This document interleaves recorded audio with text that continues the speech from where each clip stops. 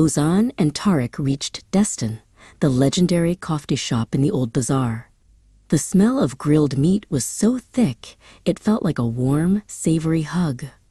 "If I were a bank manager, I'd never leave this place either," Tarek whispered, his stomach growling loudly enough to startle a nearby pigeon. Ozan clutched his VIP ticket, feeling like he was holding a golden key to a world of minced meat and financial solutions. Inside, the restaurant was a sea of white shirts and steaming plates.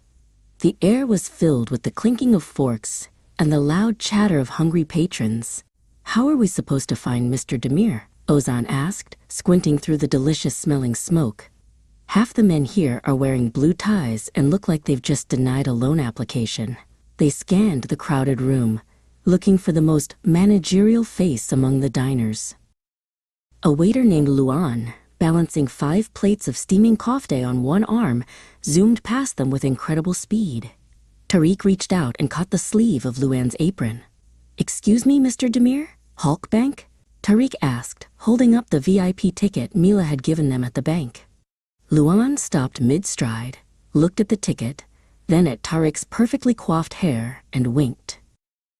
Luan led them to a quiet corner, where a dusty upright piano sat forgotten under a stack of wicker bread baskets.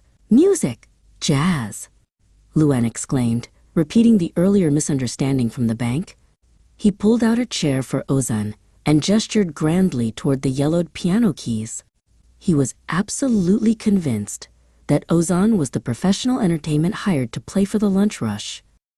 No piano. Banking, Ozan protested, sitting down anyway because he was exhausted. To explain his needs, he grabbed a bowl of small, round koftes from a nearby tray and began arranging them on the table in the shape of a bar graph.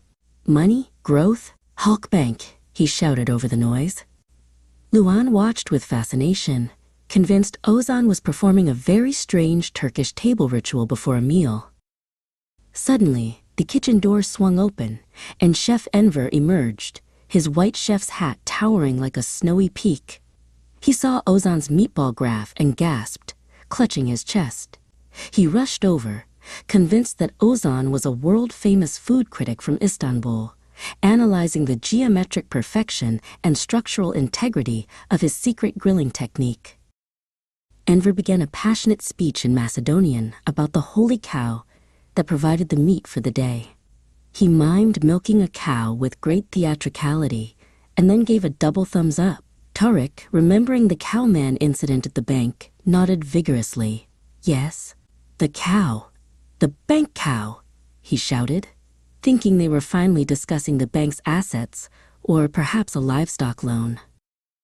While Enver and Tariq bonded over imaginary cows, Ozan's eyes wandered to a quiet table in the very back of the restaurant. There sat a man with a sharp silver mustache, wearing a crisp suit, but with his blue tie tucked neatly into his shirt to avoid stains. He looked exactly like the portrait of the founder in the Hulk Bank lobby, but he was currently engaged in a fierce battle with a very large, stubborn onion. Luan hurried over to the silver-mustached man, dropping a massive, bubbling bowl of tafse grafs, Macedonian baked beans, in front of him. "Mr. Demir?" Ozan whispered, approaching the table like he was entering a sacred temple. The man didn't look up. He was focused entirely on the steam rising from the beans, a thick piece of crusty bread poised in his hand like a weapon. Ozan cleared his throat and said in his best, most formal Turkish, "Mr. Demir, we have been through a barber, a cow misunderstanding, and a jazz festival just to find you." Mr. Demir slowly looked up, a single bean hovering on his spoon. He smiled warmly and replied in perfect Turkish, "Sit, my sons, but in this shop we do not talk about interest rates until the second plate of beans is finished."